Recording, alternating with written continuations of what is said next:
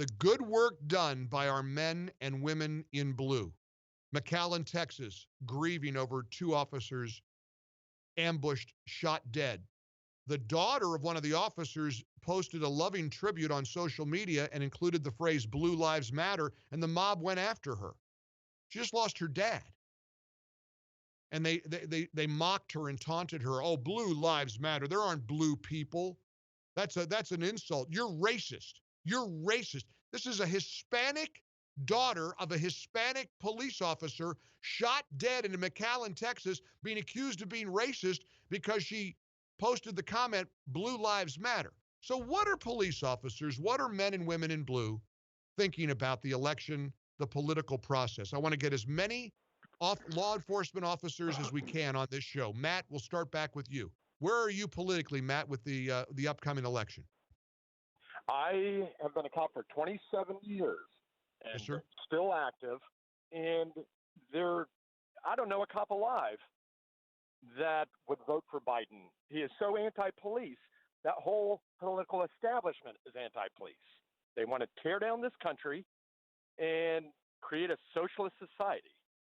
Thank you, Matt. Let's see what others say. 800-655-MIKE. Tommy, you're up. Hey, Tommy, how you doing? Hey, what's going on, Mike? Not much. Pro-Trump all the way, and thank you for giving us a little center stage for this.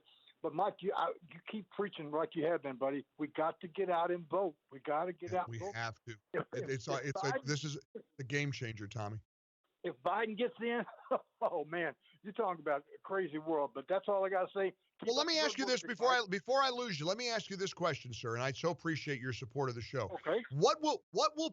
How will police officers, not only where you are, but around the country, react if Joe Biden wins on November 3rd? I think you're going to see a lot of retirements. I think you're going to see a lot of sit back and not answer calls except for the ultimate, calls. Yeah. I think and you're definitely going to see crime go skyrocketing. All right, Tommy, thank you. Be safe. 1-800-655-MIKE. Dave, you're next. You're law enforcement. What do you think, Dave, about November 3rd? Hey, Mike, how's it going? Hey, my thanks. dad was a police officer. My dad was a police officer for 30 years, and I'm proud to be following in his footsteps. I've been a police officer for 14 and a half years, and when Hillary was running against Trump, if Hillary would have won, I would have probably left my job and went and worked for UPS or something. Wow. What if Biden wins? Oh, I got 5 more years so I could retire and get out early, but I would leave. I would go do something else. Thank you, Dave. Be safe. 800-655-MIKE. Pete, you're up. Hey, Pete, you're active law enforcement? I'm retired, 37 years from Pittsburgh. Gotcha. Trump all the way. All right, sir. Thank you very much. 800-655-MIKE. Is there any law enforcement officer in America that would like to see Joe Biden win? Is there any law enforcement officer in America that would like to see the Democrats get control of the House and the Senate? I mean, is the Democrat position, honestly, Joe Biden has confirmed he's on board the defund the police bandwagon. So when you hear Joe Biden admit that, we'll play it for you. We'll find the clip for you. He absolutely said it the other day in response to a question. What do you believe that the Democrats are better for law enforcement and for our cities, for our communities, than Republicans? Mike, you're law enforcement. What do you think politically about November 3rd? Well, I'm optimistic and hopeful that our nation makes the right decisions.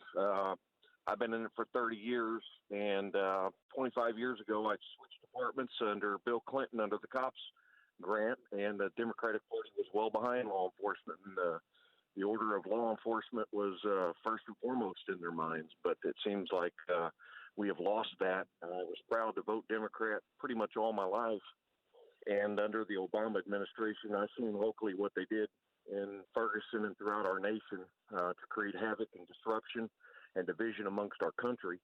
It saddens me and makes me sick. I cried the day President Obama was elected, first and second time, both times I voted for him. And I cried when Trump took over for the joy of what was going to happen with law enforcement and support of the Republican Party for law enforcement. Listen, after 2016, I mean, if he wins in 2020, that'll be a miracle that will dwarf 2016, won't it? I mean, with what he's up against, I mean, it'll be a whole different ball game. I mean, I knew 2016 would be tough. Wow. We got a mountain to climb here. You got everybody lining up. You've got the Never Trumpers. You've got the media. You've got, and it's just open season. Open season on this president, on this party, on this ideology. And the ideology is real simple. We support law enforcement. And we don't support bad cops. Americans didn't support what happened to George Floyd. Americans were unified in their disgust at George Floyd's death. And those officers need to and will be held accountable. And thank God somebody had a camera rolling. Thank the Lord that there was a witness to it. And it does reinforce that those things have happened that have never been recorded. It does reinforce what the whole Black Lives Matter message is supposed to be. A lot of good people are willing to say Black Lives Matter. A lot of people understand it. A lot of people see. You should remember the call a week or two ago from the young black man who said to me with anguish in his voice, Mike, are you able to appreciate and understand the pain that we black Americans experienced when we saw George Floyd killed and what that said to us about a system that allowed it to happen? And you know what? I do. I mean, I can't live it because I'm white, but I can. It doesn't mean I'm blind to a level of corruption and irresponsibility and recklessness and criminality that led to a man dying. But at the end of the day, that doesn't mean you throw the baby out with the bathwater and say, get rid of all the police. That doesn't mean you defund the police. That doesn't mean you take away equipment and bulletproof vests and vehicles that police officers need.